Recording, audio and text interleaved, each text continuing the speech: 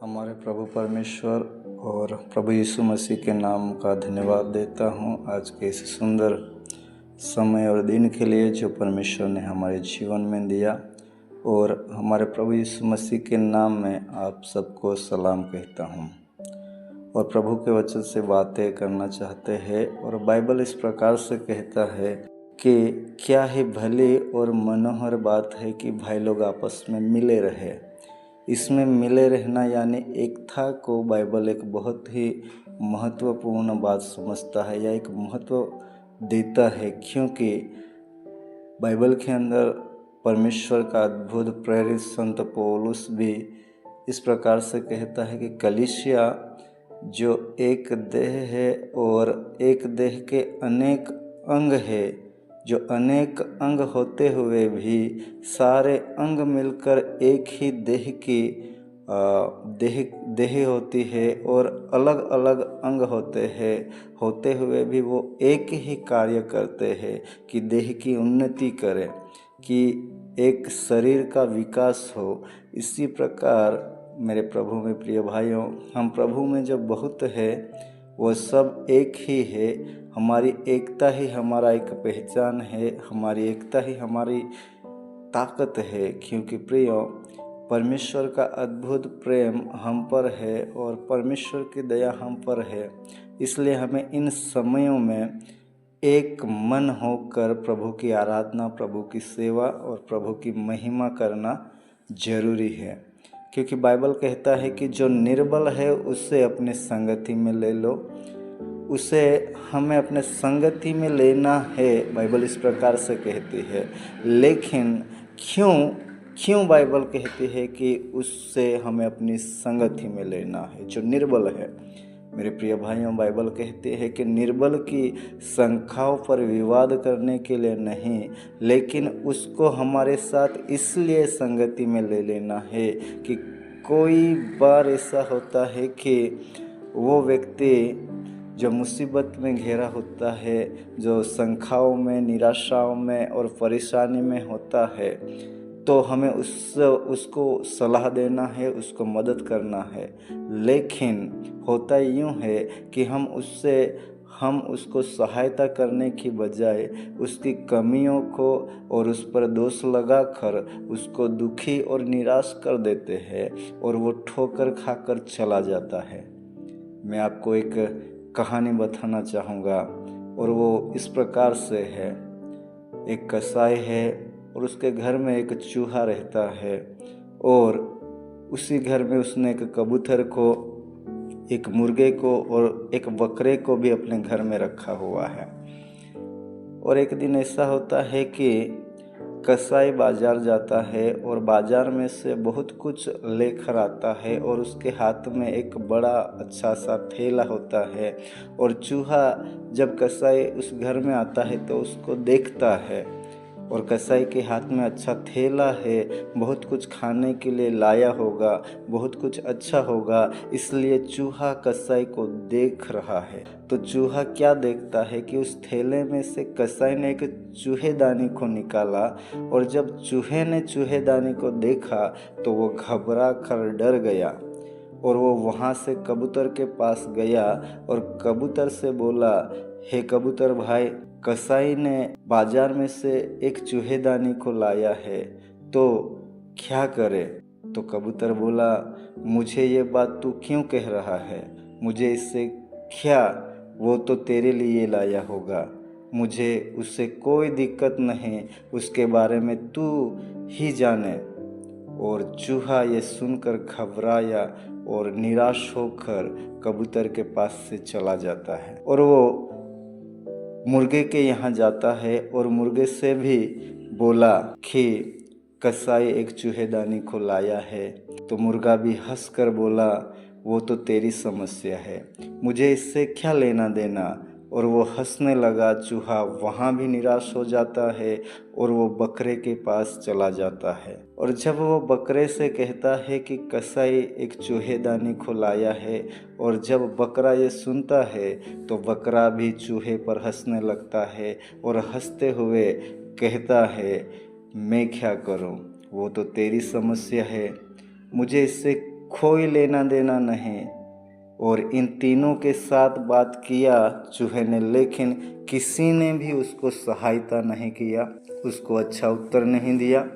इसलिए चूहा दुखी और निराश होकर उस घर को छोड़कर चला जाता है और कसाई उस चूहेदानी को लगाता है और सो जाता है। और रात के समय में उस चूहेदानी में अचानक सांप की पूंछ फंस जाती है और कसाई की पत्नी जब आवाज को सुनती है तो चूहा समझकर जब उसे निकालने जाती है और अंधेरे के कारण पता नहीं उसमें क्या है, लेकिन चूहा ही समझकर उस कसाई की पत्नी ने उस चूहेदानी को उठाया और जैसे ही उस चूहेदानी को कसाई की पत्नी ने उठाया, सांप ने कसाई की पत्नी को काट लिया। एक हाकिम को बुलाया और हाकिम उस कसाई की पत्नी का इलाज किया और कसाई को एक सलाह दिया कि तुम अपने पत्नी को कबूतर का सूप बनाकर पिलाया करो। और जैसे ही हाकिम ने कसाई को बोला,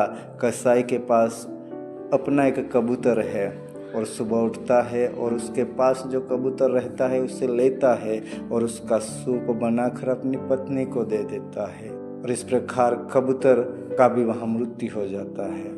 2-3 दिनों के बाद कसाई के रिश्तेदारों को पता चलता है कि कसाई की पत्नी सांप ने डस लिया और वो बीमार है। तो वो कसाई के रिश्तेदार उसकी पत्नी को देखने के लिए आते हैं और जब वो आते हैं तो कसाई के पास उसके घर में उनको खिलाने के लिए घर में कुछ नहीं है।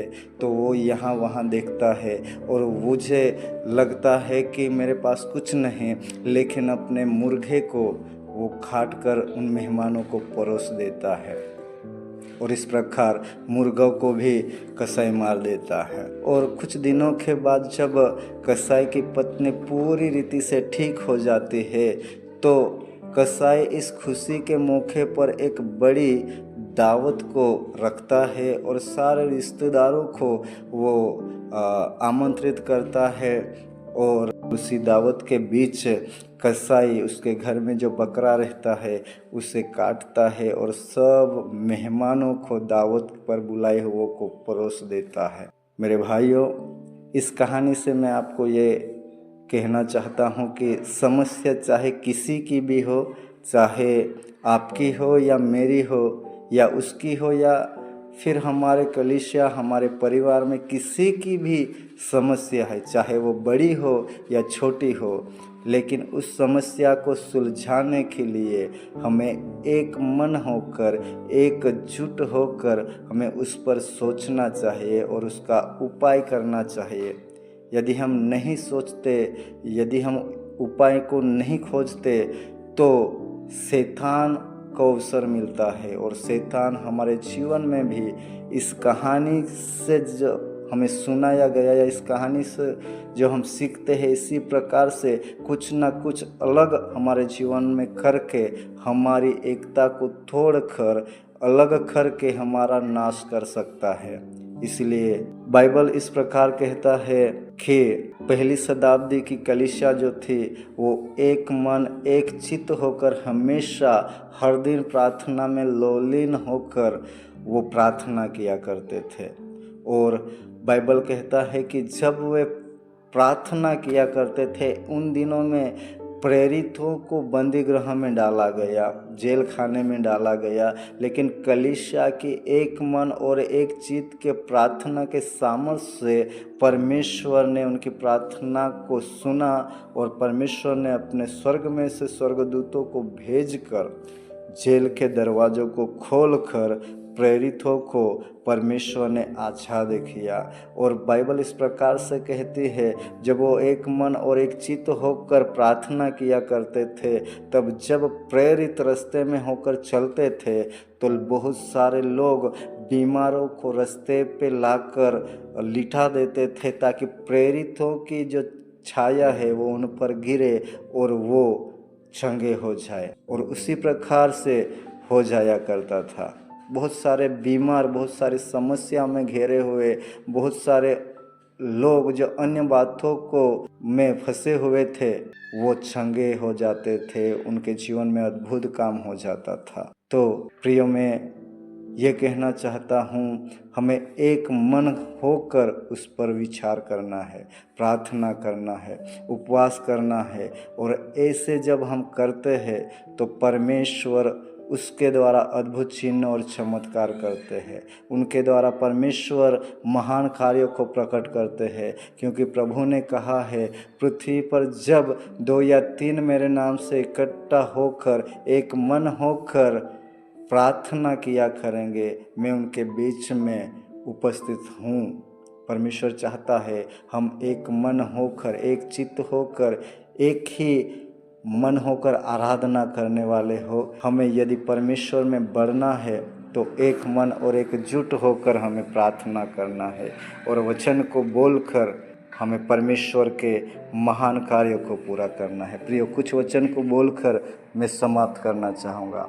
बाइबल सपोपदेशक और उसका 4 अध्याय और 9 से लेकर हम जब पढ़ते हैं तो इस प्रकार से कहते हैं कि 1 से 2 अच्छे हैं, क्योंकि उनके परिश्रम का अच्छा फल मिलता है। क्योंकि यदि उनमें से एक गिरे तो दूसरा उसको उठाएगा, परंतु हाय उस पर जो अकेला होकर गिरे और उसका कोई उठाने वाला ना हो। प्रभु जी महान है और हमें चाहता है कि हम एकता में रहें। 12 वचन इस प्रकार से कहता है, यदि कोई अकेले पर प्रबल हो तो हो, परंतु 2 उसका सामना कर सकें। जो डोरी 3 धागे से बटी है हो वो जल्दी नहीं टूटती। प्रियो, इस प्रकार से कहता है कि 2 एक पर यदि कोई अटैक करे, एक पर यदि कोई युद्ध करे तो उसे हरा सकता है, लेकिन यदि एक से बढ़कर हो और उन पर युद्ध किया जाए, उनके विरोध में उठा जाए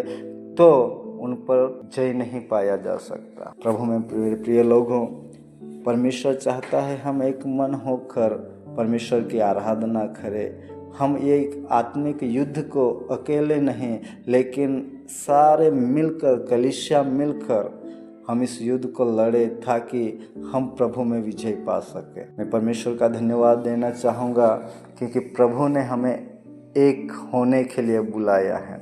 वचन कहता है कि हमारा एक ही पिता है, एक ही आत्मा है, एक ही बुलाने वाला है और हमारे लिए एक ही स्वर्ग है। परमेश्वर अद्भुत है। प्रियो, बाइबल वचन को हम जब पढ़ते हैं तो हमें बहुत सारे ऐसी बातों को सुनकर, बहुत सारी ऐसी बातों को हम देखकर हमें प्रोत्साहन मिलता है कि हमें एक मन होकर प्रार्थना करना है। कुरिन्थियों में पौलुस इस प्रकार से कहता है कि जो निर्बल है, जो विश्वास में निर्बल है, उसे अपने संगति में ले लेना है, परंतु उसकी शंका पर विवाद करने के लिए नहीं।